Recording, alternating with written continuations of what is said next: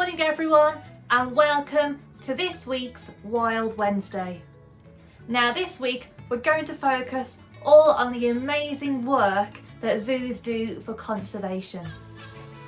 Now you might think that zoos are just a place to keep animals in captivity for us to go and look at them for our entertainment. And that is how zoos originated. That was their main goal, was to provide people with a source of entertainment. The very first zoo, or the very first instance of an exotic animal being kept in captivity, goes back all the way to 2500 BC, actually in Egypt.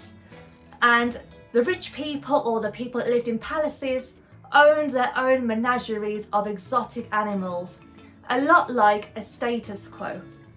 So they would have all these amazingly exotic and interesting animals like giraffes and leopards, things that you wouldn't see normally, they would have in their own private menageries, so when their friends come over they could show off all their incredible items and assets and brag about basically where in the world they had travelled and found these amazing animals from. And that is how a lot of zoos started out, as these expensive private menageries. London Zoo itself started out as a menagerie in London Tower, and there was even a polar bear kept in the tower. The first public zoo opened in Schönberg, Vienna in Austria, and this was the first zoo that allowed members of the public to come and view the animals.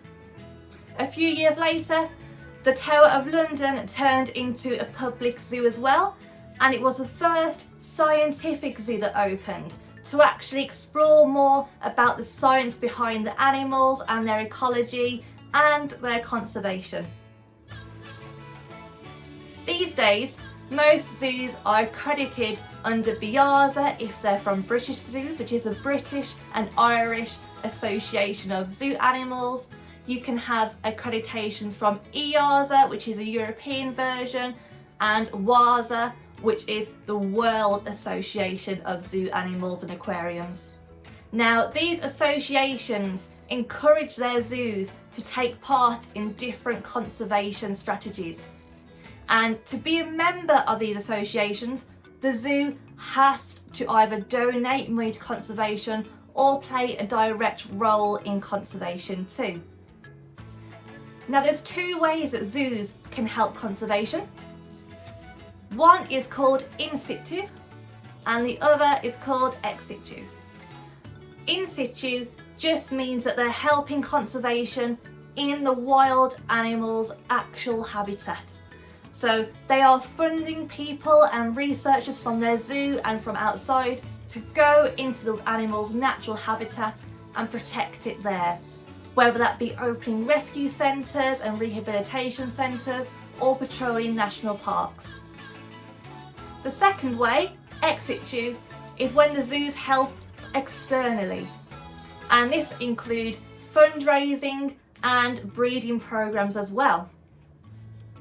Many zoos all over the world have these captive breeding programs where zoos act as arks for the animals and build up their genetics and their populations so that eventually we can release these healthy individuals back into the wild.